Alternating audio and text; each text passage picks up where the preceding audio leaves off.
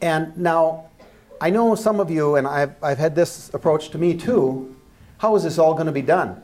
We don't know. We don't know if it can be done.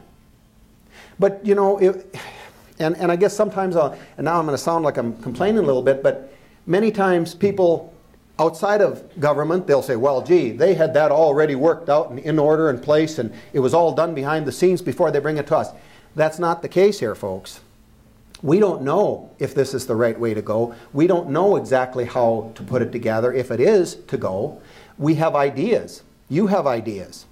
In fact, in some of the visitations is that, well, if the county owned the property, could then it be a public-private ownership where a private venture could go in and put in infrastructure, whatever the infrastructure is be. I mean, you folks decide. The private dollar decides. But what kind of opportunity does exist if the public does own the property?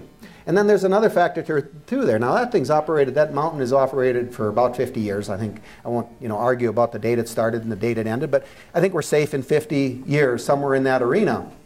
So, could a private venture start up there again? Certainly. And, I've had about one or maybe 2 or 3 conversations with Bob Beckerist in reference to it, and I said, frankly, it would be very nice if this generated enough enthusiasm that a group or people or somebody stepped forward and said, yeah, hey, this sounds like a great opportunity. There's been a market survey done in this area, and we feel that we could start it up. That would be fantastic. But if it doesn't, if this is something that the community wants, then maybe we should work jointly together to make it happen. Now, I know a lot of people have heard a little bits and pieces about ideas of how it could happen, how it could be acquired. And here's one thought that we had. Becker County manages about 75,000 acres of tax forfeited land in the county. And as we talked about that, we thought, that's great out in the county. Not a lot of people make use of that or have, I won't say have access to it. Everybody can drive out and go hiking in those public lands. But if we could trade some of that land for something that's closer to the city, that could see many more footprints on it and be utilized much more by the public, and if we could make some kind of a trade to keep the operating costs down so that it's much more affordable to everyone, that just seems to make some sense to us as we talk through this. Well, then you've heard, well, sure, that might sound okay, but as in everything else, I want to see what land you're trading. Because if you're trading that 40 acres that I hunt deer on, I'm not for it. If you're going to trade it for Joe's 40 acres that he hunts deer on it, then I'm all for it.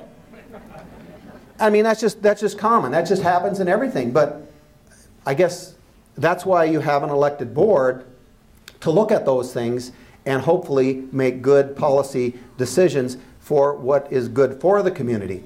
Now, one more little twist in there. Okay, if it was traded, if the land was traded, let's assume that went fairly smooth. And, in government, nothing goes real smooth. And frankly, that's the way it's supposed to be intended to be, because there's many sides. If there's 200 people in this room, there's 200 different opinions to something, and how do you bring that together for the good of the group is a real challenge at times. But okay, what if there is land traded plus dollars involved? And I know one person came into my office and said, I'll tell you about this Detroit Mountain thing. I don't want my taxes going up because of that. I said, okay, I think that's a real fair statement. We don't either. But if we could utilize, let's say, tax forfeited land trade out, and if we have liquidated some tax forfeited land and dollars have gone into a resource development account that is supposed to be utilized for advancing the resources that we have, or if there are dollars in economic development that can be matched with maybe some grants that we could bring in. Hey, Steve. would that be the wrong thing to do? That's for you people to tell us. We are looking for ideas on this, and if we can put it together, and if it sounds like a good idea, because it's really, I'll say, silly. It's not silly, but why go down that road to then realize that this isn't what the community wants? So, Mark, thank you for this kind of discussion tonight on it. You know, we would hope, and if everybody's here just to do a pepper rally and say, let's go get them, then we're probably not doing our justice. Hopefully, people will have questions as to their concerns about this and weigh in on whether it's a good idea or not.